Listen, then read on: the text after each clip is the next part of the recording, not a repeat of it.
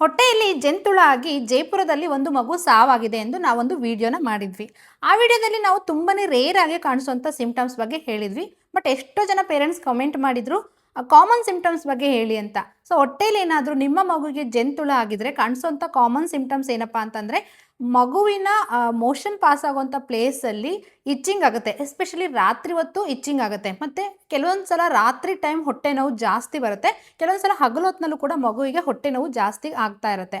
Vomit ಆಗೋದು ಅಥವಾ vomiting sensation ಆಗೋದು ಕೂಡ ಆಗ್ತಾ ಇರುತ್ತೆ. ಮತ್ತು ಕೆಲವೊಂದು ಸಲ ಜೊಲ್ಲ ಸುರಿಯುತ್ತೆ. ಇನ್ನು ಕೆಲವೊಂದು ಟೈಮಲ್ಲಿ ಮೋಷನ್ ಪಾಸ್ ಆದಾಗ ಮೋಷನಲ್ಲೂ ಕೂಡ ಹುಳಗಳು ಕಾಣಿಸುತ್ತೆ. ಸ್ಕಿನ್ ಪೇಲ್ ಆಗುತ್ತೆ, ಅಂದರೆ ಬ್ಲಡ್ ಕಮ್ಮಿ ಆಗಿ ಸ್ಕಿನ್ ಪೇಲ್ ಆಗುತ್ತೆ. ಮತ್ತು ವೆಯ್ಟ್ ಗೇನ್ ವಿತೌಟ್ ರೀಸನ್ ನಾವು ಏನು ಮಾಡಲಿಲ್ಲ ಅಂದರೂ ಕೂಡ ಮಗುವಿನ ವೆಯ್ಟ್ ಕಮ್ಮಿ ಆಗಿಬಿಡುತ್ತೆ. ಒಂದೊಂದು ಸಲ ವೆಯ್ಟ್ ಹೆಚ್ಚಾಗಿಬಿಡುತ್ತೆ. ಕೆಲವೊಂದು ಸಲ ಮಗುವಿಗೆ ಹಸಿವೆ ಆಗೋದಿಲ್ಲ, ಇನ್ನೊಂದೊಂದು ಸಲ ಮಗು ಜಾಸ್ತಿ ತಿನ್ನುತ್ತೆ. ಮತ್ತು ಟಯರ್ಡ್ನೆಸ್ ಆಗುತ್ತೆ. ಇವೆಲ್ಲ ವಿತೌಟ್ ರೀಸನ್ ಆಗ್ತಾ ಇದ್ದರೆ ನೀವು ಹೋಗಿ ಡಾಕ್ಟರ್ನ ಕನ್ಸರ್ನ್ ಮಾಡಿ.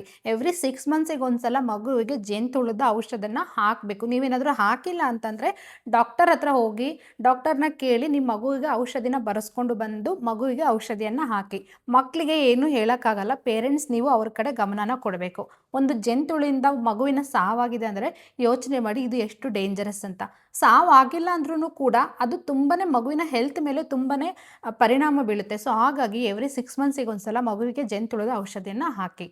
ಮೊದಲು ಡಾಕ್ಟರ್ನ ಕೇಳಿ ನಂತರ ನೀವು ಔಷಧಿನ ಹಾಕಿ.